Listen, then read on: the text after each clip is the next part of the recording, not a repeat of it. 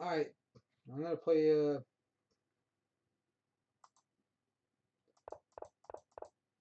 okay, the French defense.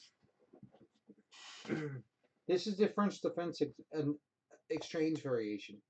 Now, alright, white moves to d4 because it strengthens that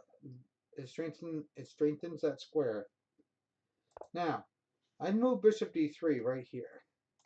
Because I get this pawn, I get this diagonal, I get this diagonal, and I get part of this diagonal because part of this diagonal. I just can't go to these two squares.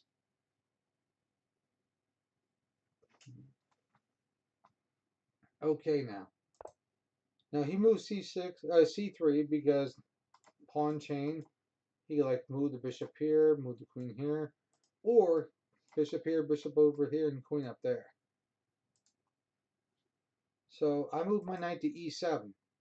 I don't move it to f6 because he could pin it.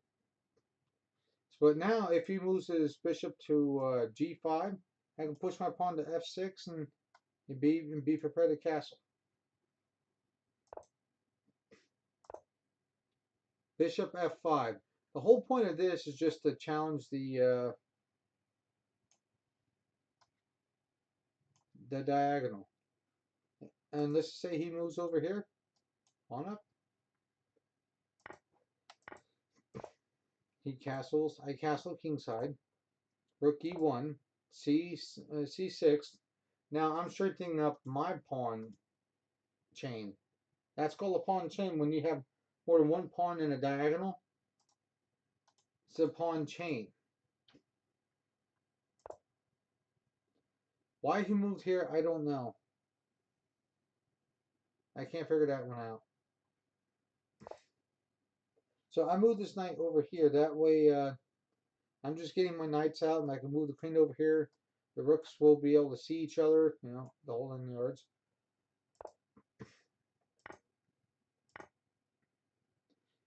My instincts told me that there's some type of weird trap, but I don't know. Didn't see much going from it. Now the whole point of that move is that way I can push it over here, or at least push the rook over here and push the knight over here. That way the knights can protect each other.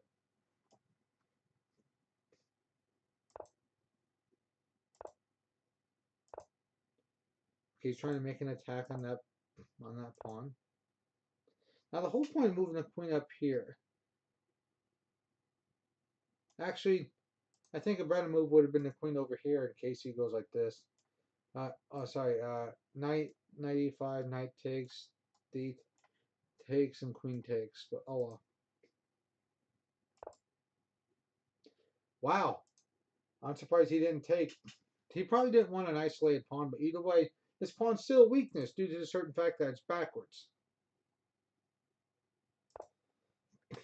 Now I move my rook fe1 to neutralize the e file. Queen c2. Now I push h6. 1, that gives the king some breathing room. 2, it prevents the knight from moving here. So yeah, it's multi-purpose. So I was trying to figure out what do I do from here. I know it's his move. So I'm trying to figure out what do I do from here. I might as well stack my rooks up and the file. So he's trying to do something on the king side. The whole point of that is to block the queen and to put my knight on a good square.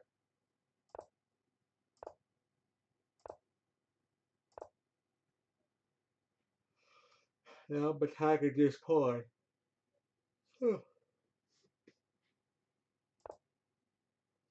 He moves king h2 to defend the h3 pawn. The idea is to put the knight right here to deliver a check right there.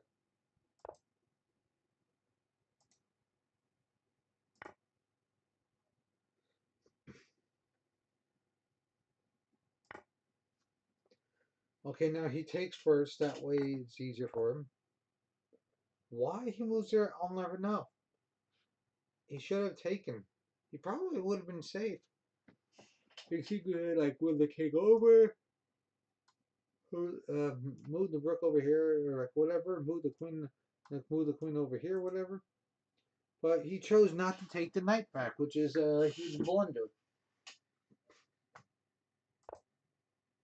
So I moved my knight back, just to make a safe move because now I'm up by a knight and I can pretty much do anything. So I'm figuring, all right, what do I do now? So why don't I just trade down? He doesn't take. I'm like, what the hell?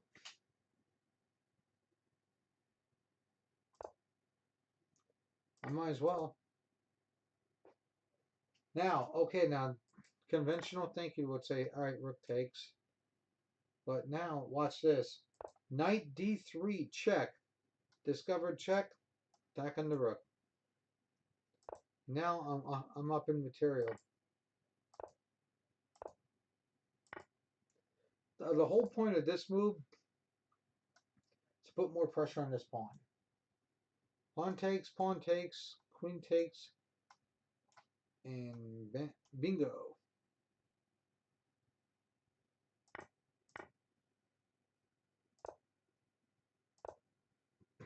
I, I was considering e takes d4, but I like this one a little bit better.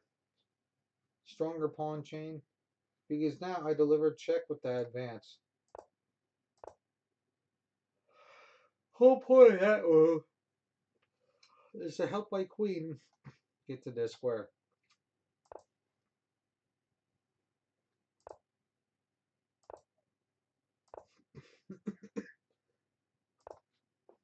Now I say I could have. Now I say I could have just gone here, but he has king over. Oh well.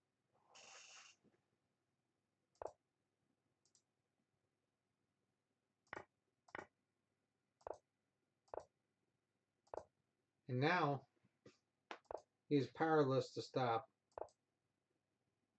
Now, now he totally lost this one.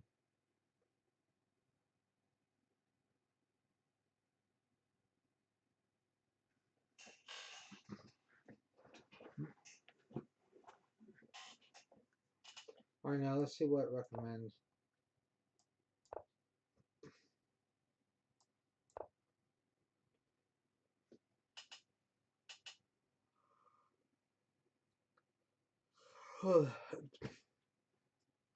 Now there are lots of ways black can win. You can go over here.